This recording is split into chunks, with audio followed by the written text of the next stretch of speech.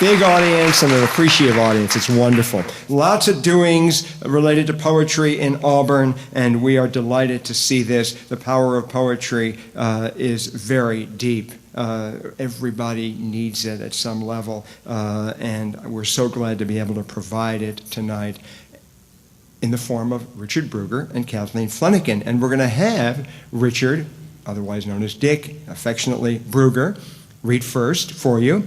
Richard was, in January 2012, appointed to a 3-year term as Auburn's first ever poet laureate. Dick is a former Franciscan Catholic priest. For 21 years, he served as executive director of Auburn Youth Resources, a nonprofit organization dedicated to helping at-risk youth and their families. His poetry has been published in the Auburn Reporter and the Doylestown Intelligencer in Pennsylvania, from whence he came, and will soon be placed in concrete as part of the walking trail at Les Gove Park.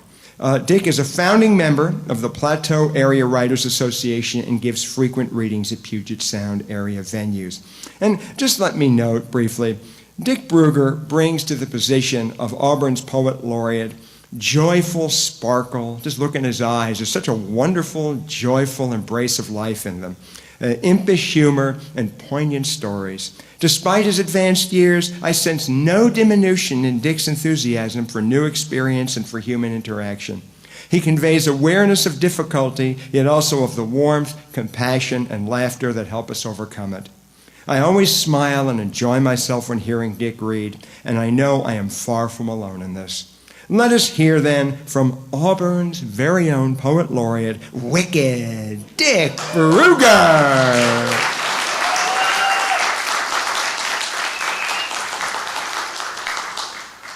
Two of the people that are responsible for me being here are with us tonight. After I retired from Auburn Youth Resources, a lot of my staff said, "Hey, Dick, why don't you continue to write poetry?" I used to write poetry for them when they had a birthday or an anniversary. It was such a wonderful group of people. So I thought, darn it, I will. So I went down to the University of Washington, took a course in poetry by the gentleman who is sitting right down here, Mike Hickey. And I went in, and he was wonderful. And one of the people in the class she probably could have taught the class too, was Kathleen Flanagan. So what a wonderful event. Here he is. He was our teacher, a wonderful teacher, and he has 2 poet laureates.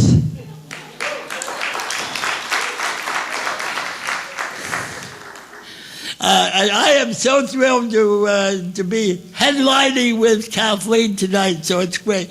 I would also like to say that I always loved words, even as a young kid.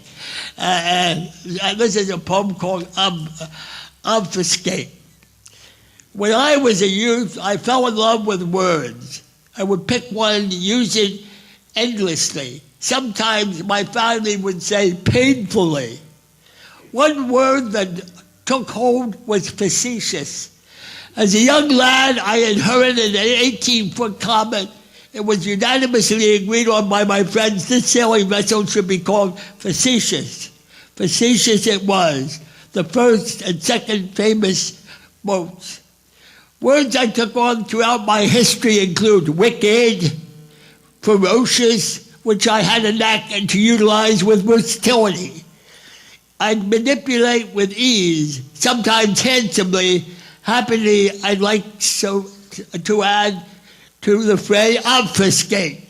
Use it at will I will. I hope I'm not committing an obfuscation this hour, this very day.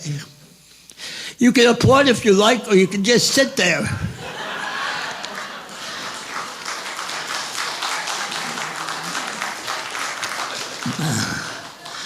Now, I have a wonderful wife, and I want to just say that my poetry is not very far from me. It's very close to me. In fact, I I don't have real in-depth poetry, but this is a poem that came out of our existence, my wife and I. So listen to this very carefully, because it says a lot about the ferocity of my wife. See, I'm using ferocity, that word. I use them all over the place, and it's sickening. Okay, managed care. Listen very closely to this, because it has sort of a scary ending. I'm ancient in comparison to my wife. We looked at long-term care insurance, and the cost was astronomical. My wife told a friend of hers at work about it. I'd shoot myself first before I'd pay that much, the woman said. Here comes the point. Oh, if he needs it. Would you shoot my husband, my wife said.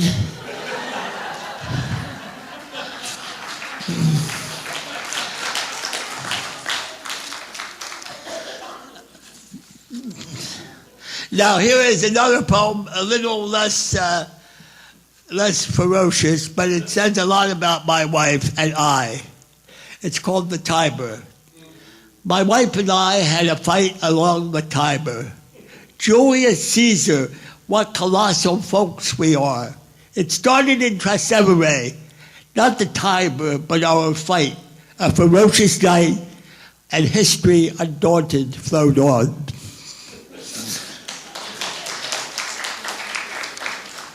And this is the last one about my wife. I hope she's still my wife.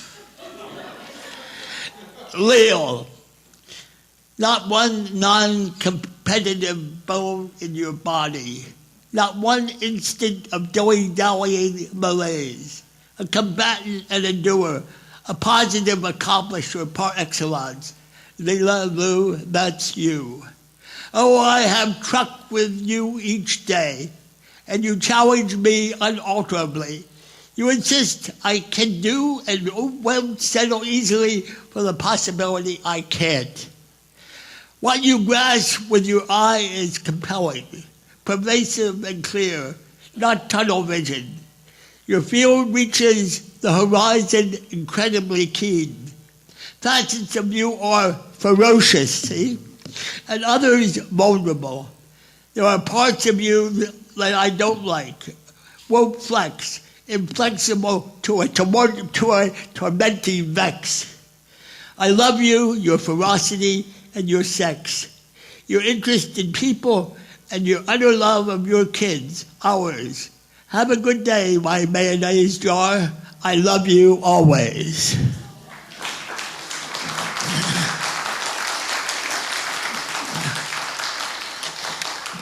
My kids won't get away with not being in this, so then the family's over and we're through with it. I can go on to more, whatever. Different mindsets.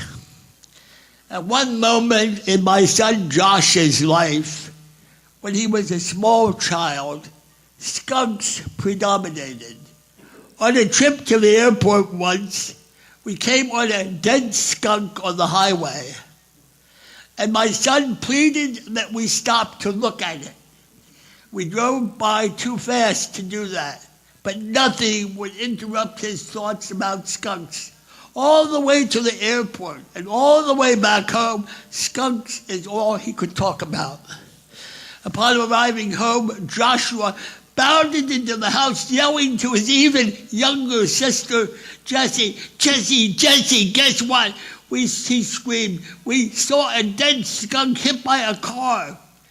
What color was the car? His sister asked.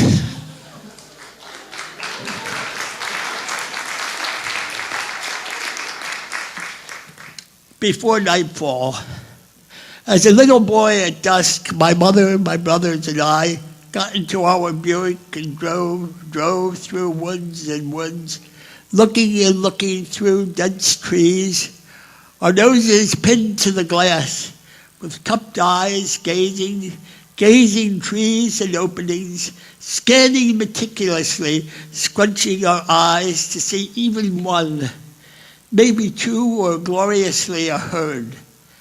As if frozen, elegant in nature, straight stature, ears alert, looking back at us in unison and profound quiet. They loop in synchronicity like a massive symphony into the trees, thunderously soundless, our hearts amazingly attuned to the majesty, under majesty of deer. Thank you.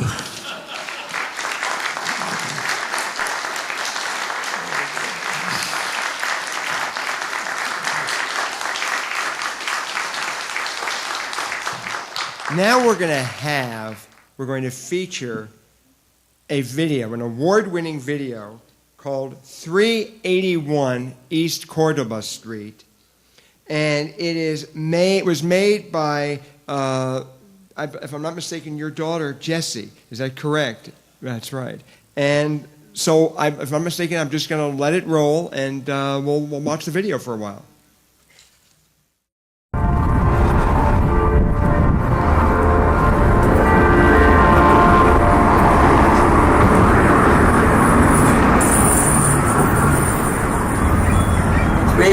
East Cordova Street. There's a bleak whiteness on Cordova Street mixed with rain and battleship gray. Smiles are sad, even laughter has an eerie clang. Whispers prevail and a fog over our inlet settles in at 4 o'clock. As the Sisters sandwich line wraps itself halfway around the block to the back alley, where wine, urine, vanilla extract, and aftershave commingle into sickly sweet stench. Men and women in their 30s, 40s, 50s have a sameness of power and age, share needles, jugs, and sex. A half-crazed, ruby-eyed woman knocks on my door, insisting I exorcise her. I protest with words she can't understand, like needing the Archbishop's blessing and needing the holiness I do not have. Nothing I say matters. In frustration, they give her my blessing, the one I bestow on a child, a rosary, a holy card. She thanks me. I watch her step out my door, walk down steps to the sidewalk, bolt across Cordova Street, not looking east or west. Oblivious to swirling traffic, she makes it, I wonder how.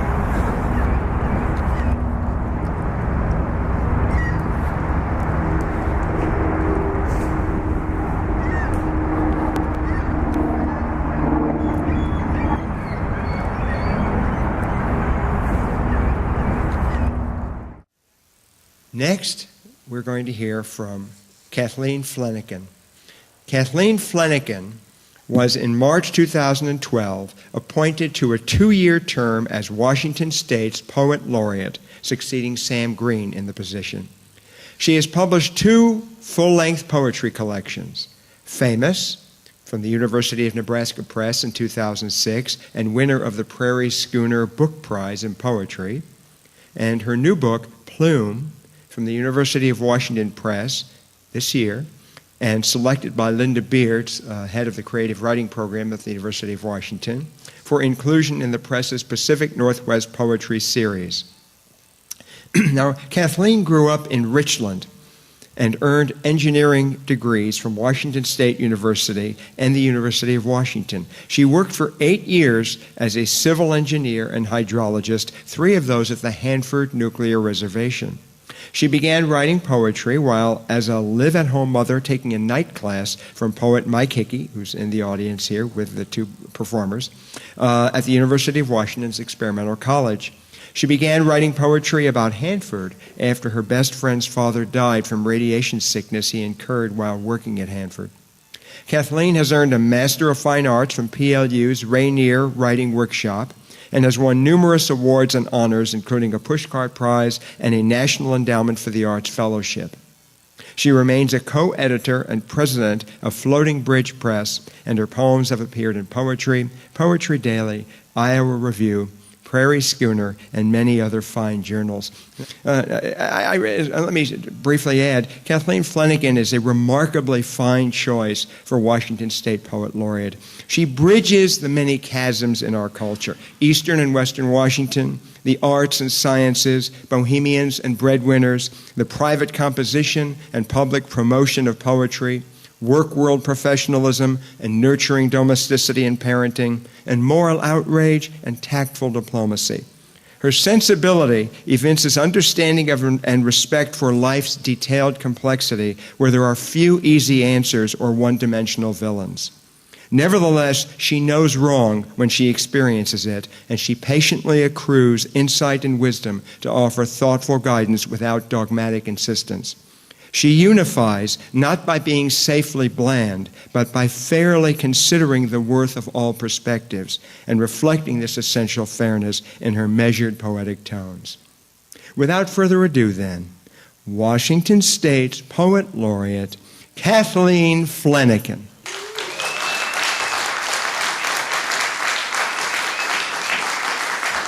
I'm going to start with a couple of poems from Famous, the first book, which is really about domestic life, and then read a couple poems from Plume, and then come back to the first book.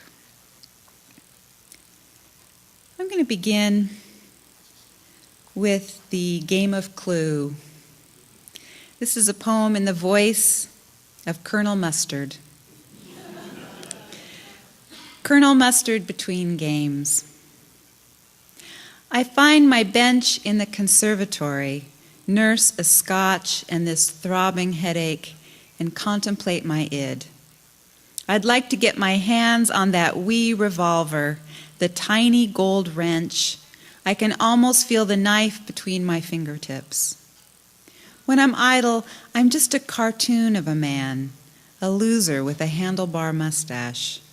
I'm no smarter than Miss Scarlet in her tawdry side-slit dress, or Mr. Green, the regrettable car salesman.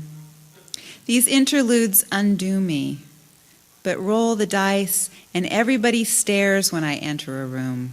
They write my name on their detective pads.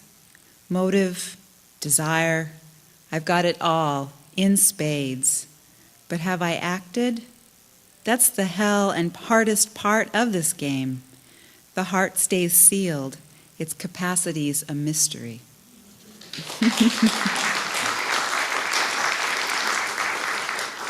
This is a poem inspired by a trip to the school to see our third grader in a recorder concert. I think all of us as parents, one day, if it's not recorder, it's something else, but you'll recognize the situation. And this is my attempt to take that engineering past of mine and apply that reasoning, that thinking from engineering to a scene from my parenting life. And it refers to the normal curve. So you can remember your normal curve with the standard deviations on either side. The beauty of the curve. The curtain lifts on Bryant Elementary School's spring recorder recital. 90 third graders fumble with their instruments, take a breath, and blow. Their parents, braced, breathe too, as hot cross buns emerges, a little scattershot, the normal distribution brought to life. By Go Tell Aunt Rhody, the audience is moved by their sheer pretty goodness.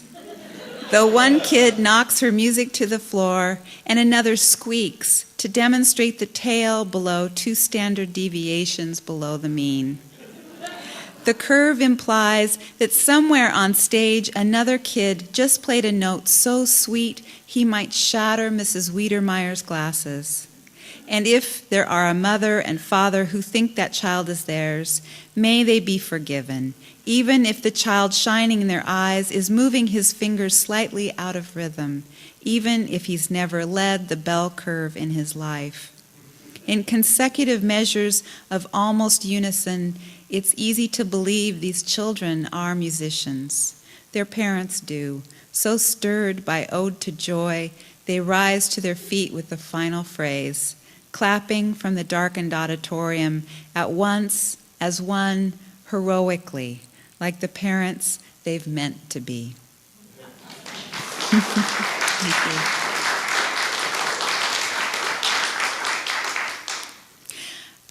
Before I discovered wonderful Mike Hickey's class, and I have to say it's so fun to be here with Dick, who I have missed, and with Mike. I was in a search for something to get me out of the house, and I took a class on jazz piano improvisation. I took a class on handwriting analysis, and then I discovered Mike Hickey's experimental college class on poetry writing, and my life changed. And this is a poem about one of those other classes. This is about the handwriting analysis class.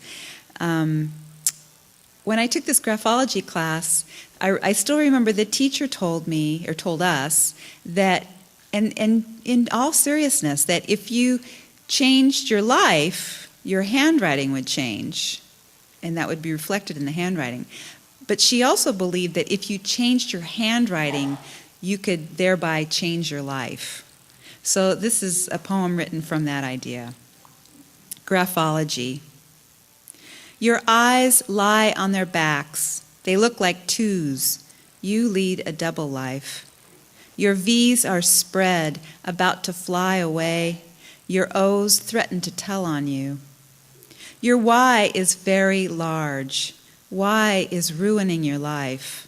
I advise a smaller Y. Likewise, your C is wide open and your G's tongue is thrusted, cupped, as though to taste something it's long resisted.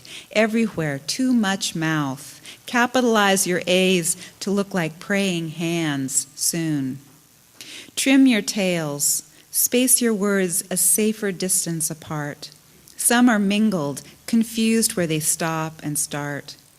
Keep M's small and low like fists. Slope your R's like a crone hoeing the ground.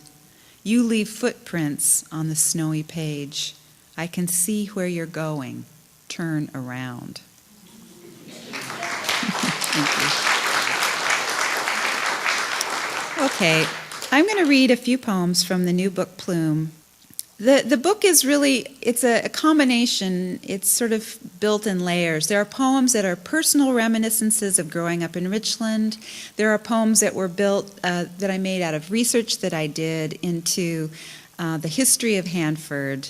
And there are poems in here that are really a kind of searching, a kind of looking back at that childhood and that experience as an engineer at the site and trying to make sense of it. It's kind of a cobbling together of a new identity because so much of me was wrapped up in that girl I was growing up in that wonderful town.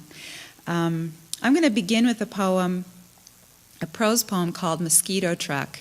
And I don't know if this happened in quite a number of cities around the country in the years that I was growing up. We had a mosquito truck who would come through town and blow DDT all over the town. And when they did that, the kids would come running on their bikes and they'd all follow the truck up and down the streets. Mosquito Truck. Come in now, come in, my father commanded, hearing its slow progress up Cottonwood Drive, even if this were one of those fine evenings that seemed to last into tomorrow. One of those fine evenings every kid on the street was out on a banana seat bike or dribbling a basketball or still wet in a swimsuit and running in the yard.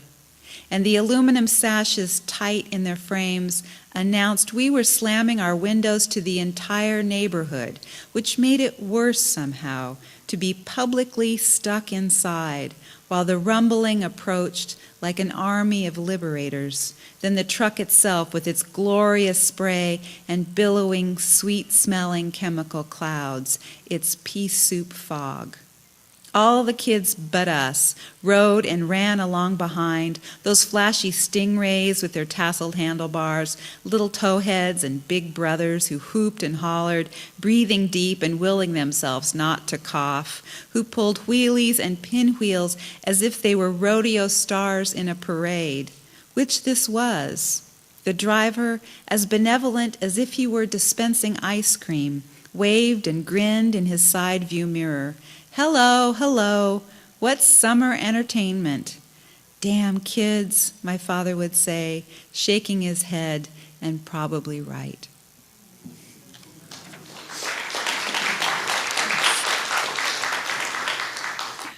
Okay, this is another childhood memory, kind of a cultural touchstone for people my age. When I was in kindergarten, this truck pulled in at our elementary school, and it had a laboratory in the back. It was a mobile whole body counter. And I found a reference to this in my search online in a magazine, Health Physics magazine, in November 1965. It said, "The mobility of this new laboratory provides versatile capabilities for measuring internally deposited gamma ray emitting radionuclides in human beings." Whole body counter, Marcus Whitman Elementary. We were told to close our eyes. Everyone was school age now, our kindergarten teacher reminded us, old enough to follow directions and do a little for our country. My turn came, and the scientist strapped me in, and a steady voice prompted, "The counter won't hurt, lie perfectly still." And mostly I did, and imagined what children pretend America is. Parks bordered by feathery evergreens, lawns so green and lush they soothe the eyes, and pupils open like love. A whole country of lawns like that. Just once I peeked, and the machine had taken me in like a spaceship, and I moved slow as the sun through the chamber's smooth steel sky. I shut my eyes again and pledged to be still, so proud to be a girl America could count on. I want to thank you all so much for coming, and I want to thank the City of Auburn for hosting this event. I want to thank Dick Brugger for being such a wonderful poet laureate of Auburn, and Marjorie Rommel for making this happen, and it's just great to be here. The new language. There will be perhaps 6 words for snow, more than we have, but not so many as the Eskimo. 10 more for leaves, 24 for ocean, and at least 100 for wonderful, including 1 reserved for old men in shorts and black knee-high stockings crossing against the light. A few strictly matrimonial, a few obscene, all of them onomatopoeic, pleasing. And we will dispense finally with always, because it has wounded us both in different ways, and substitute a dinosaur epic, or a cinematic word for shot through with rose and gold sunset, or the word desert, which will remain unchanged, as will forgiveness, which will still retreat when I beg, but someday overtake us as we walk along its edge in a synesthetic wave, my love, a sudden rush, and we'll be wet with what will suck us back to the living, ready to speak with new tongues. Thank you so much.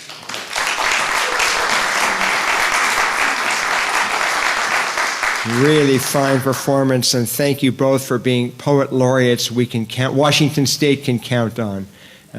Thank you very, very much. I personally, again, do want to thank Marjorie Rommel and Gerald and Brendan McBreen for working so hard to make this event happen. So if you see them, let them know that you're grateful for their hard work on this event. And as I say, that concludes our program. Thank you so much for coming out. Really appreciate this wonderful audience.